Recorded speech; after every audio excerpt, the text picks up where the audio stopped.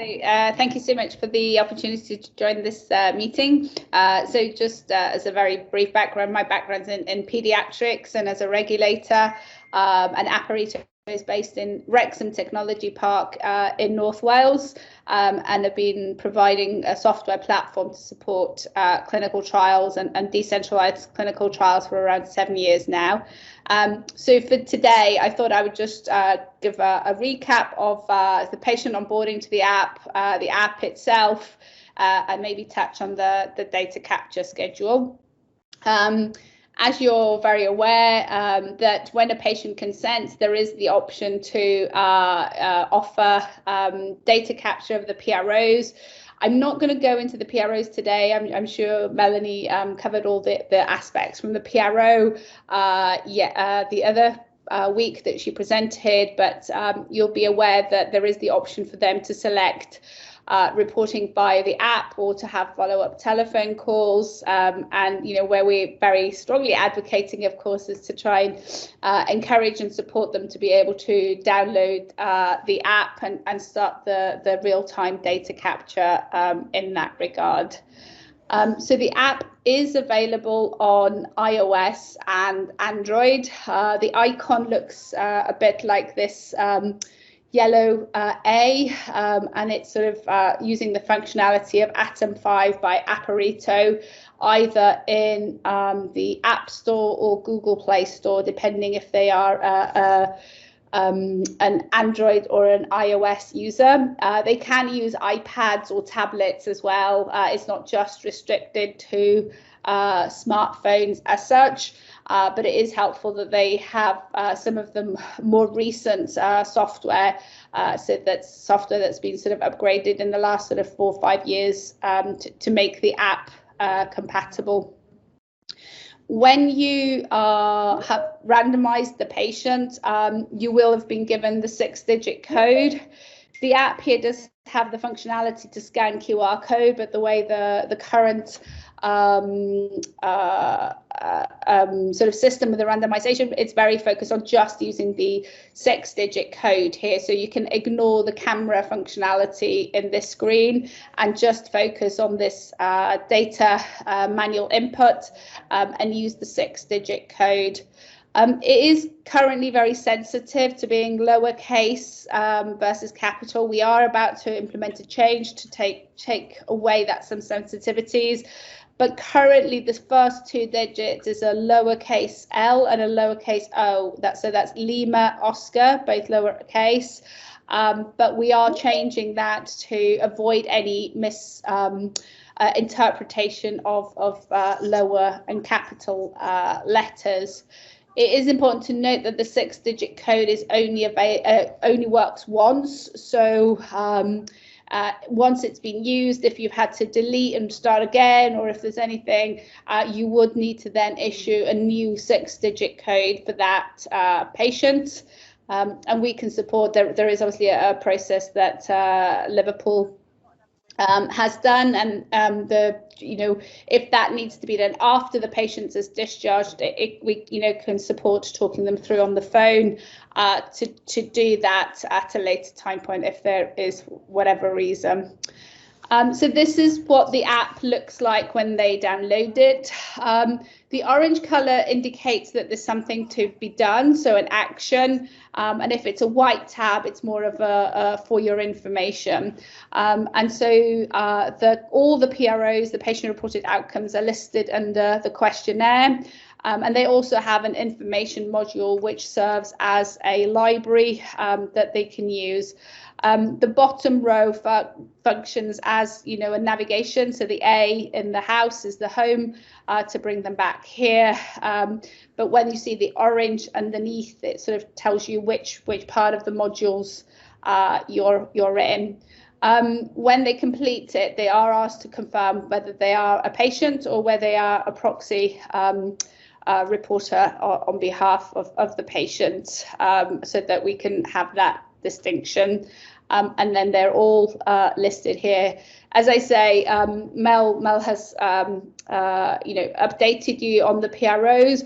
What we have done here, of course, is give them titles that would be more reflective of what patient communities would know, as opposed to the sort of, the GAD or the FACET or acronyms that wouldn't necessarily be very meaningful to the patients, so that they know which one to click on. As part of this study, we are also doing a SWOT analysis, and that's to see if there is a different level of engagement in patients that get pushed out the notification to complete this weekly for 4 weeks and then roll on to monthly, or SWOT 2 is weekly for 12 weeks and then monthly.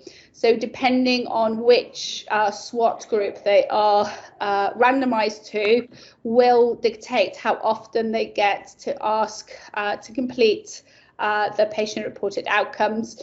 And when you're introducing the app to them, or even about the telephone questionnaires, I guess it is quite important to explain to them that you won't know which randomization that they'll be in, but the best way to say is that they will be having a variation of either weekly or monthly for the duration of the study.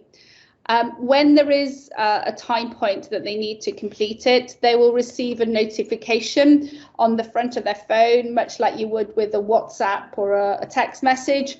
And then the icon will then have a number, like on the top right hand side here, that indicates how many questionnaires or how many actions that they have to do. And as they complete those, that number will then disappear or go completely or reduce if they're sort of doing it in various stages. The other thing that's really important to explain to the patient is that the questionnaires are available in the app for a 3-day window. And if they don't complete it within that 3-day window, then it disappears and the app would look empty without questionnaires. Or of course, if they have completed them within that 3-day window, the app will then remain empty until the follow-up notification comes for them to complete it. We really strongly want to encourage all the baseline data to be captured while the patient is in the hospital, not only to support them in the familiarization of the app, but also to make sure that we get true baseline data and not data that after they've gone home. And we encourage them to kind of do follow-up phone calls. So if at all possible, please make sure that they have the app fully downloaded, the 6-digit code inputted, and the PROs completed while they are in the hospital setting, so that they do have the opportunity to ask any questions and critically to explain the notifications and this 3-day time window. So not to be worried if they seem to go into it expecting something daily or more frequently than that. And then just some issues. I know some hospitals and some NHS trusts don't necessarily have good connectivity or Wi-Fi. So it is really quite important to make sure when you're downloading the app that there is strong Wi-Fi. Otherwise, you might have just the little icon that turns around in circle, or that it doesn't come through. One way, if you have downloaded it and you're not in a very good Wi-Fi or connectivity issue, would be to get them to close the app and then reopen it, and then that will hopefully force the connectivity to be searched for again.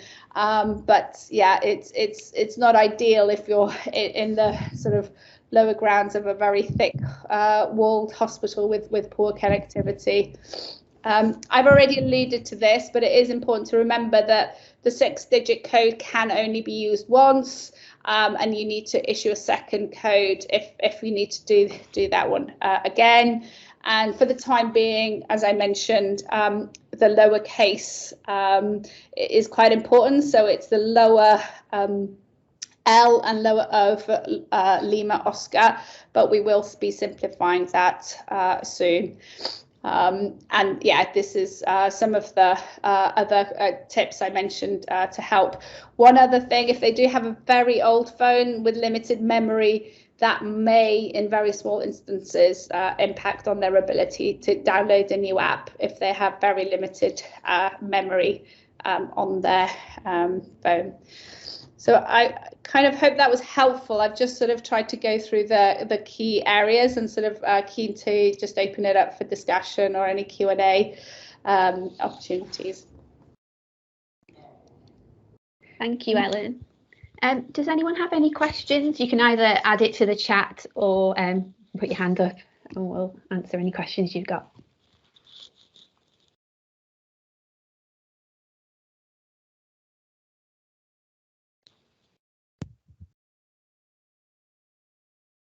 I've got a question. Yeah.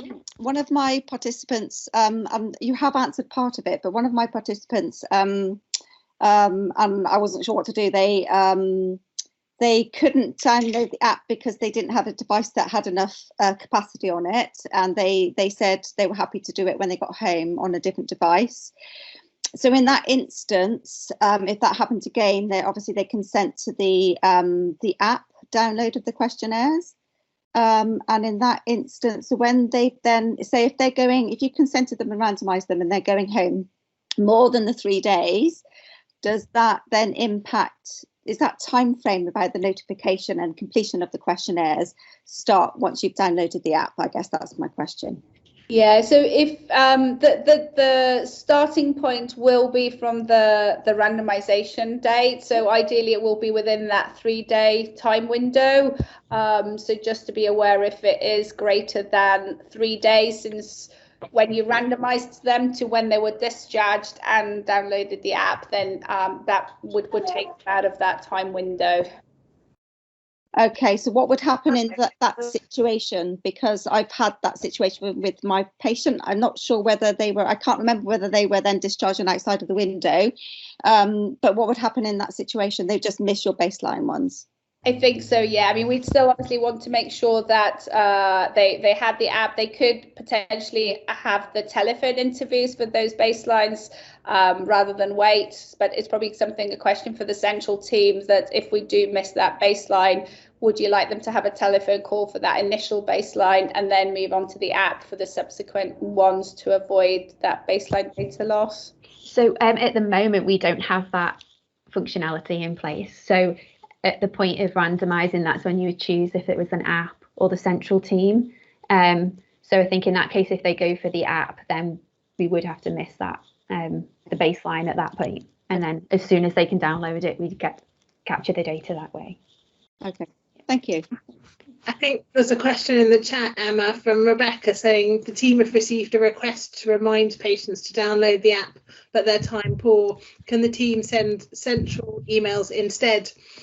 So I think the issue that we're trying to address here, Rebecca, is that when the app has not been downloaded, we can't tell centrally whether it's been not downloaded because there was a problem when people tried to do it, whether the patient said they wanted to do it when they were at home or anything else. So I think the contacts from the LCTC team to sites was to try and say, do you know if there's a problem? What went on? Why didn't this happen? And it was for just kind of 7 patients so far that we'd followed up about queries of that, which you'll have information that we don't. So it will need to be a joint approach to following up on those issues.